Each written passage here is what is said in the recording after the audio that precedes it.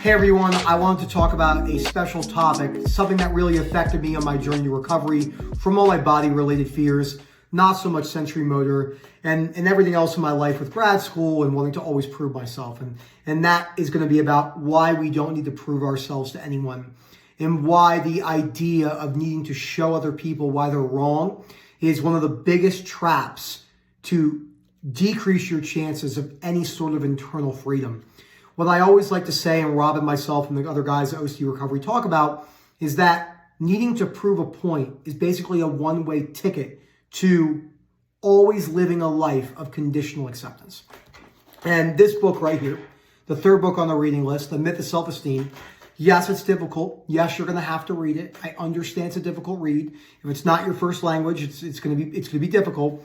But that is what frustration tolerance is all about, which goes directly into wearing the urges of not needing to prove others that they're wrong.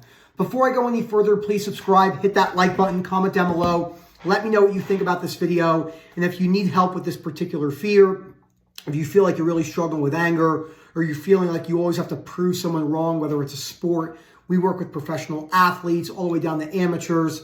You know, I just got off a really good phone call. They'll be watching this, and I said I was going to make this when we got off the call about why needing to prove ourselves all the time in our sport and our accolades and our academia is just a one-way ticket to thinking you're coming close to catching happiness, but it's just a trap door after a trap door, which doesn't mean you can't be productive and go towards your goals. So, and that will be phil@ocdrecovery.com, and we will get back to you in a timely fashion. So I'm going to open up with chapter 4, the first thing. We always talk about chapter 4 in this. It'd be really good for people to hear this, okay?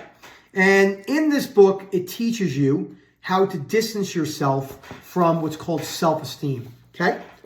Almost all modern authorities in psychotherapy believe that people's estimation of their own value or worth is exceptionally important, and if they seriously go against themselves or have a poor self-image, they will impair their normal functioning and make themselves miserable in many significant ways.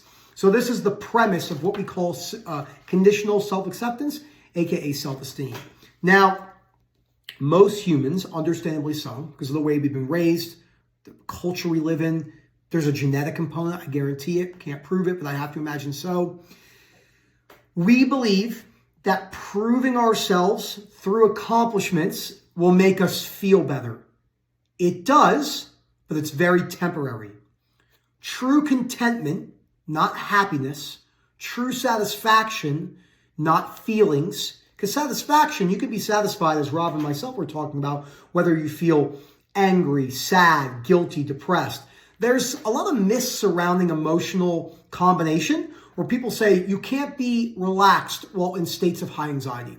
You can't be content while experiencing depression. That's not true at all. OCD sufferers, it's understandable to know that when you've never had something like this happen to you, which is extreme OCD and anxiety suffering. But I've had many a times where people have said to me, you look like you're doing great.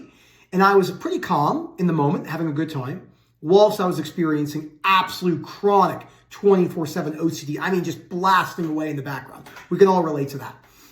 Now, I don't talk about this a whole lot because it's just not necessary, but I do have a doctorate degree. I went to school. I'm a chiropractor by trade. None of that matters. I grew up with a very, very strong passion for knowledge, reading, research, but I used it incorrectly. I wanted to be in conversations with people where I would feel like I was smarter than them. Not a good choice. I've always studied a lot on anything I get into.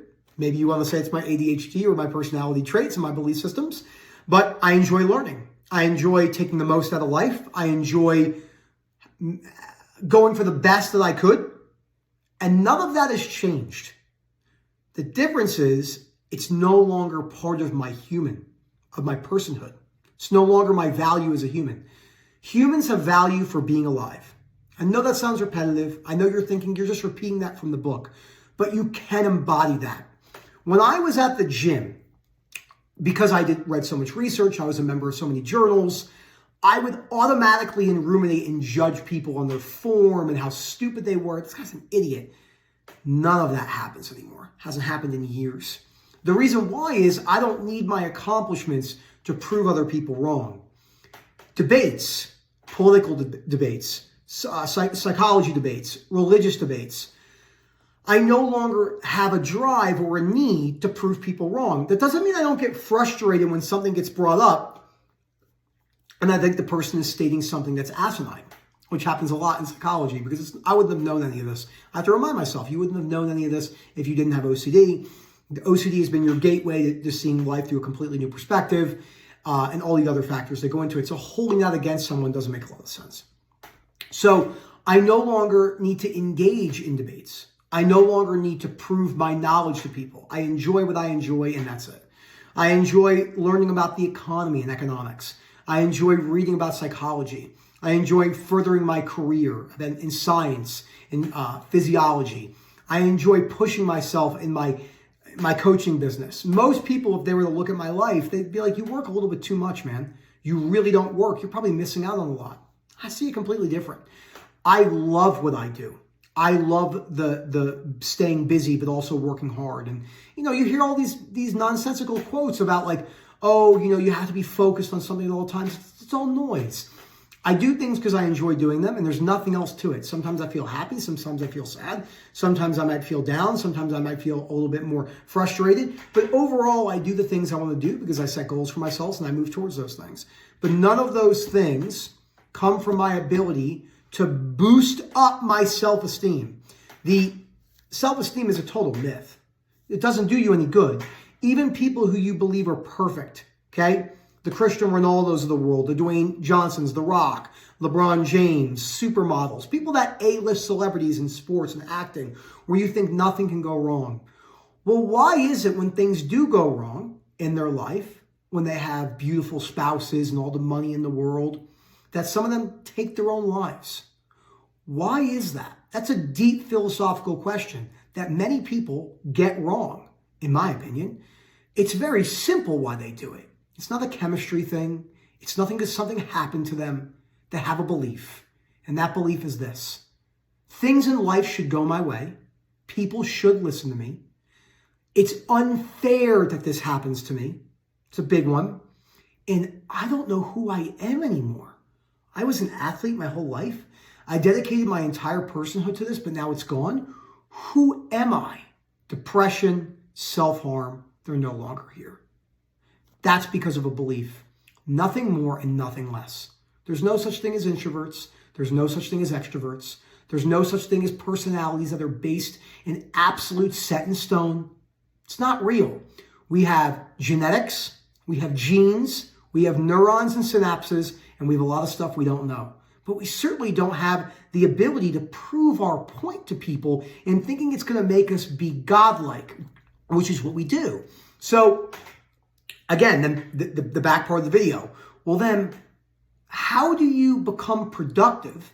How do you chase towards a goal without attaching it to yourself? And that's how far gone society views this topic.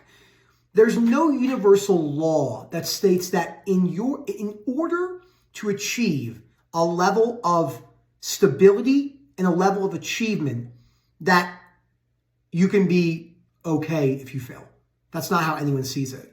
Because they want you to think that you can't achieve the things with that thought of like, oh, I'm going to go and try and build this business, but I could fail, and if I fail, I could try something else. That's not a good mindset. You should never have a plan B. Oh, blah, blah, blah, blah, blah. Business, we don't really talk about that a whole lot. That's an upcoming video on finances and tracking. The business world is one of the most irrational worlds on the planet, where people really get themselves into emotional trouble, such as depression and anger, because they hold these strong beliefs about their personhood and money. So all the things I mentioned at the beginning of the video that I never talk about, my graduate degree, my accomplishments, being able to start a business when I was suffering. If no one ever knew that, it wouldn't matter. If no one ever knew that I was in shape, it wouldn't matter. Now, this took me a while of practice. While you're practicing separating, because again, everyone says, like I was reading something the other day where the individual said, very famous individual in one of his new books, that you can't make your own values. That is such nonsense. It's just nonsense. Individuals can pick and choose the values that they want to live by based off their belief systems and other things that we can't explain. No one needs to do anything. People can do what they want. Fear of losing control coming in there. You're like, oh my God, does that mean this? So you can achieve everything you want to achieve in your life. You can work hard. You can work meticulously, but you want to remember that none of those things equal who you are as a person. There is no such thing as good and bad people, okay? There's only good and bad acts depending on the time period, where you live, and everything else in between. One of the number one things I had to ask myself was this. If someone made $100 million a year and they donated $50 million a year for 20 years, $50 million for 20 years, okay, to cancer research. Well, one day they found their wife cheating on them and they shot and killed their wife. Stuff like this happens all the time. A lust, couldn't control an urge, they shot their wife dead. Are they a good or a bad person? I'll let you think about that. It's not as simple as they're good and bad. Where's the measurement? Do you think, are you God? Are you the living God himself that you can judge when someone is good or bad? No. These are very, very silly belief systems that hold people in strong black and white ideologies that create strong depression, shame, guilt, anger, resentment towards the world, which then goes into another video that I wrote down, which is called Taking Life Too Seriously. When you take life too seriously, because people always say, well, life is serious. You got to play the game or you're going to lose. Life is serious. You have to prove them why they're wrong. The reason why people don't want to give up the proving game and the rating game is because it comes with a sense and a disillusionment of power. It's not powerful. It's weakness. It's behavioral weakness. I was the weakest person I knew in that regard. I always felt like I had to prove people wrong and tell them that they were an idiot.